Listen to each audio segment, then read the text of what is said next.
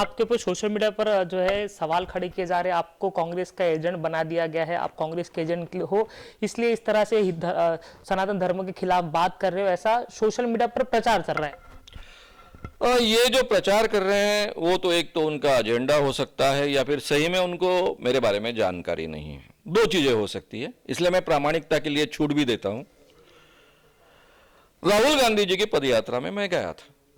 मैं तो कांग्रेस के ही घर का हूं।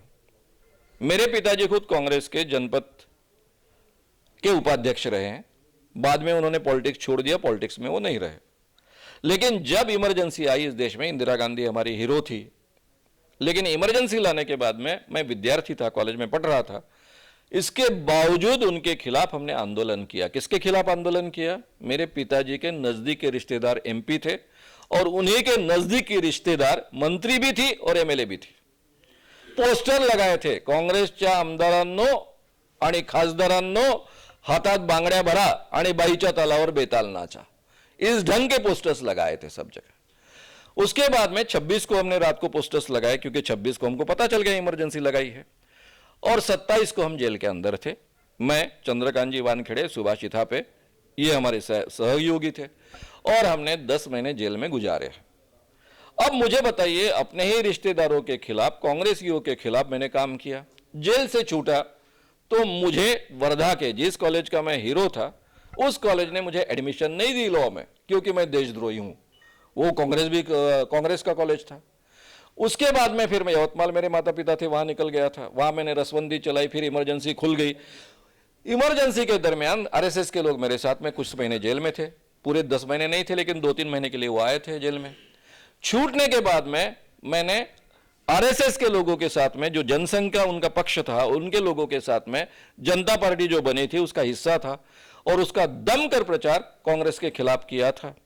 चुनाव में, 3 चुनाव में, यानी लोकसभा के, विधानसभा के, उसके बाद के नगर परिषद में, और मुझे जो भी बोलना, जैसे भी बोलना आता था उसका उपयोग कर कर जमकर प्रचार 5-6 जिलों में किया था। उसके बाद मैं एमए फाइनल करने के लिए नागपुर आया। तब गंगाधर जी फडणवीस, देवेंद्र जी के पिताजी, उनके साथ में मैंने काम किया।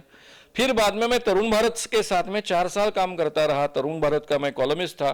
अब मुझे बताइए, तरुण भारत आरएसएस का मुखपत्र है, आरएसएस के लोगों के साथ में मैं जेल में था, जनता पार्टी में भी उन लोगों के साथ में था। तो इसका मतलब यह हो गया क्या मैं आरएसएस की विचारधारा का हूं, या फिर मैं उनका समर्थन लेकर काम करता था? मैंने 40 सालों से बाबाओं का भांडाफोड़ किया, तो मैंने क्या ये सुपारी आरएसएस से लेकर की थी क्या, या फिर बीजेपी से लेकर की थी क्या? भाई, मेरा काम स्वतंत्र है, विचार करने का तरीका मेरा स्वतंत्र है। मुझे पदयात्रा के बारे में बहुत आकर्षण है।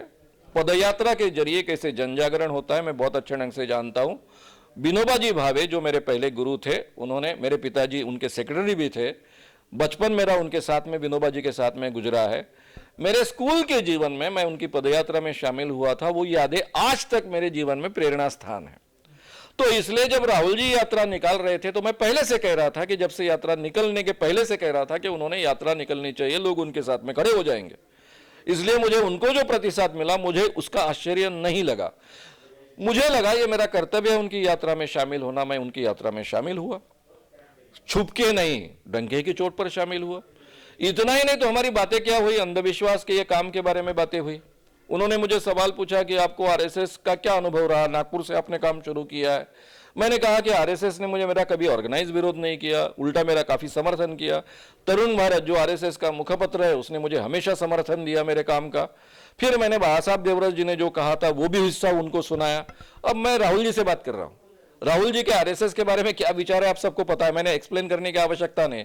और मैं उनको कह रहा हूं कि आरएसएस के प्रमुख बाबा साहब देवरस, इन्होंने कहा था मेरे काम के बारे में कि हमें कहा हमारे घर में सांप चाहिए, मेहमान की लाठी से अगर सांप मरता है तो हमें भी चाहिए, अच्छी बात है। और उन्होंने कभी ऑर्गेनाइज विरोध नहीं किया मेरे काम का।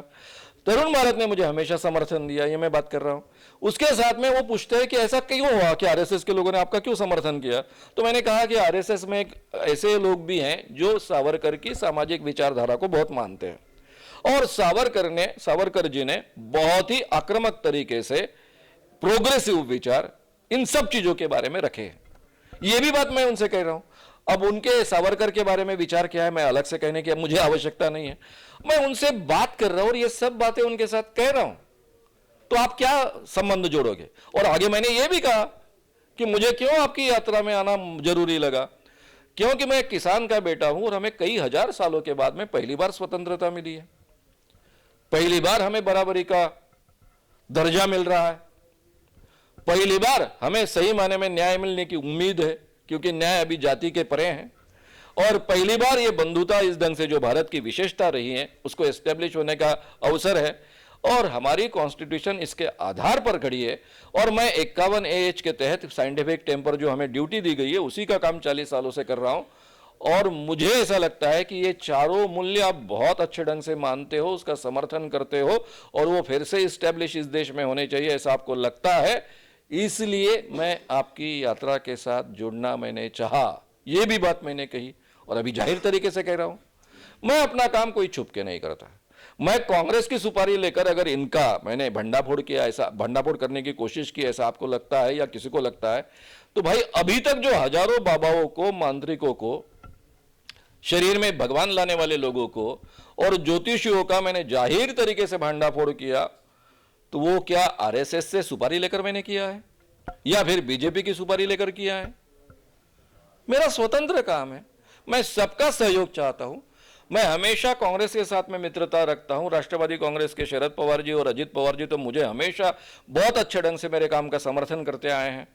बीजेपी के कई मित्र मेरे काम का अच्छे ढंग से समर्थन करते आए, मुंडी जी का भी नाम उसमें लूंगा मैं, वो भी पूरे ताकत से मेरे साथ खड़े थे इस कानून के लिए।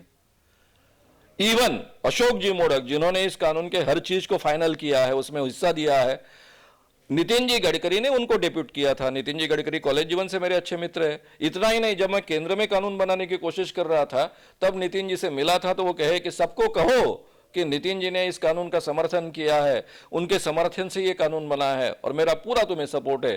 किस मंत्री से मिलना है मुझे कहो, मैं तुम्हारे साथ में आता हूं। तो ये भी सपोर्ट मैं हमेशा लेते आया हूं। रामदास जी आठवले सामाजिक न्याय मंत्री, वो तो मेरे साथ पहले से काम में जुड़े थे, उन्हीं को लेकर मैं गया था। तो कहने का मतलब ऐसा है कि मैं सबका सहयोग लेता हूं, क्योंकि मैं एक सामाजिक स्तर पर काम करने वाला व्यक्ति हूं, सभी के साथ में अच्छे संबंध रखने की कोशिश करता हूं और अपनी दायरे में ही अपना काम करता हूं। इसलिए तो सभी पार्टीज ने इस कानून का समर्थन किया और सबके समर्थन से यह कानून बना है।